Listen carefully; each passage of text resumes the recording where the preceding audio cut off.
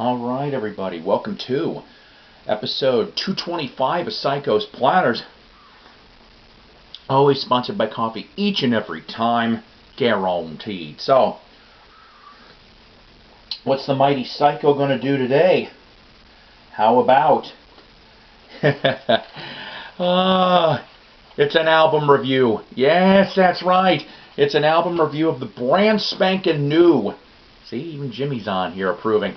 Brand spanking new Jimi Hendrix, Both Sides of the Sky, which got released today, March 9th, 2018 by Sony Music, and courtesy of the Hendrix estate. This is the front, this is the back. I tried to actually get the vinyl, but nobody has it at this minute. Either that or it's sold very fast. So, let me show you here. I love this pic. This is what the booklet is in here too. I like this one. Here's a nice picture of Jimmy and Johnny Winter. Yes, Jimmy and Johnny Winter. So, that's what you got going here. So, let me tell you about this album. I was very excited to actually get this album. And it turned out to prove correct. This is the third in a trilogy of unreleased gems, starting with Valleys of Neptune in 2010. 2013 brought People, Hell, and Angels.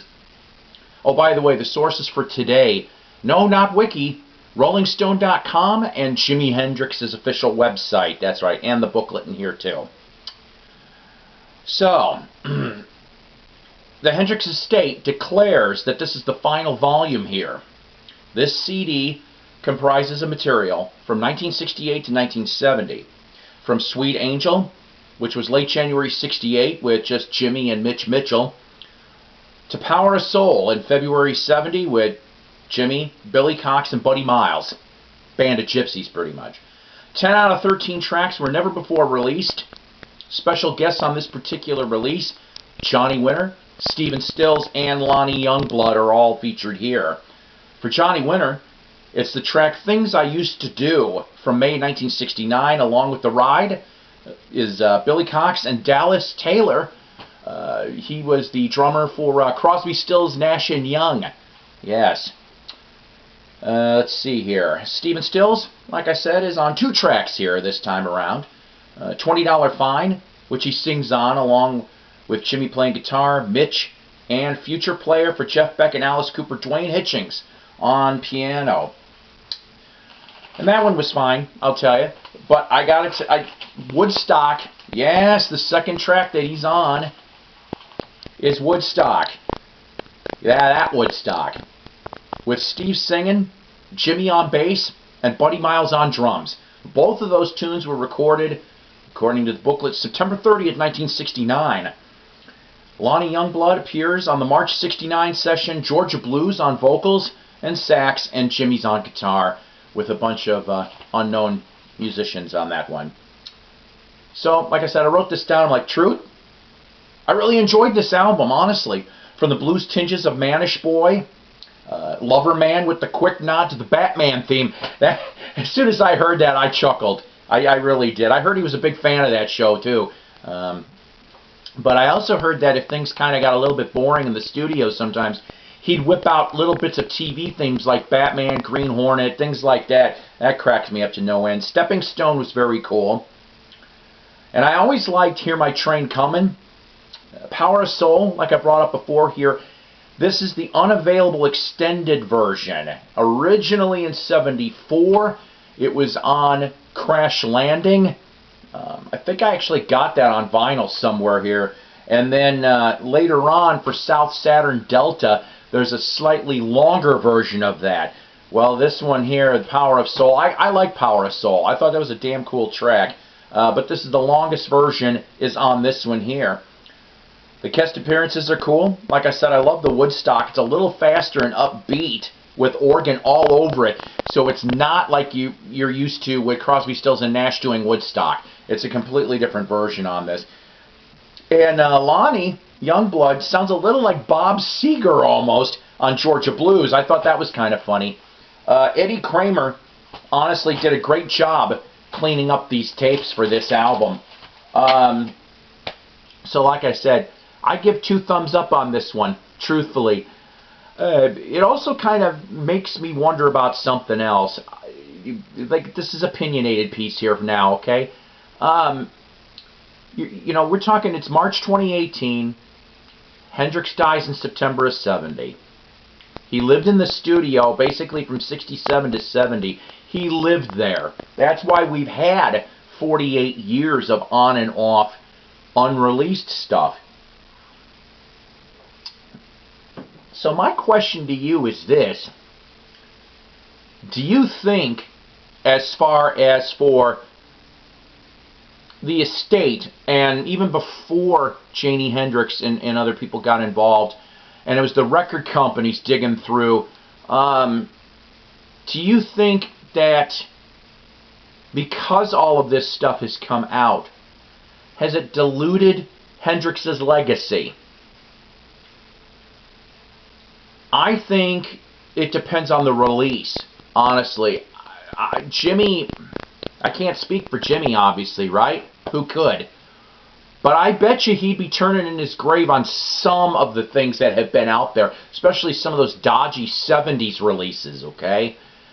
I'm glad Eddie Kramer's still around to be able to, you know, being that he was his engineer and all, that he was able to help carry some of the legitimacy in these releases. But let me ask you something. I mean, I am not a Hendrix aficionado.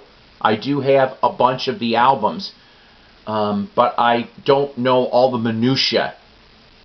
Is this it? Is this really it? If there is other things that haven't been discussed, put it down in the comments, please. The only thing that I know that I remember reading over the years is 2 things that still may be out there. Number 1, I know he was friends with, oh God, I'm going to get this wrong, I know I am, but I'm half tired. Albert Lee, I know I'm screwing this up here, from Love, the group Love. If I remember correctly, Hendrix and him did a whole entire album together. But the only tune that comes out is the Everlasting First. And even Albert went off and opened up on this and said, no, we recorded a whole album. Where's the rest? That's what I want to know. So you're looking at 70 Hendrix. Where's the rest? The second thing, this one will get your eyes rolling, but I don't care. In 67, I think it was 67, not only did Stephen Stills open his mouth on this, but Mickey Dolenz did too. You should have known there'd be a monkey connection in there somewhere. That there was supposedly hotel room tapes of jams, informal jams of Jimi, Stephen, Mickey Dolenz, and 1 or 2 other musicians in the room. The tapes still exist. Who's got them? Heck, you know, I'd love to hear them. I bet you all would too. But is there anything else out there that we are missing completely that has not been put out that maybe would spark interest in our ears for Hendrix? Alright, one last thing and I'll shut up here. Put down here in the comments, please, what's your favorite Hendrix album or Hendrix tune? Do you have a Hendrix story? Some people I know would have a Hendrix story. I knew somebody that actually, I saw pictures of... he was on stage with Hendrix in New York in '68. God rest his soul, he's gone too, due to a brain tumor, if I remember correctly. But I saw some nice old shots from that. Anything Hendrix related, put it in the comments, please. And you know what? Like I said, pick up this album. I think you'll enjoy it very, very much like I did. And if you like this, like and subscribe to Psykos Platters, please, because you know what? I do have a Hendrix episode probably brewing in my head, probably later in the year, maybe towards his the month of his death. Maybe we'll do that. That'd be very nice. The next episode for Psycho Platter people, yeah, we're going to do another review episode really quick. I know you guys didn't expect it. The new Judas Priest CD, Firepower. Yes, I'm getting ready to cue that up right now, actually. And I'll have a nice review, hopefully, for that as well tomorrow. Take care. God bless. Rock on. See you next time.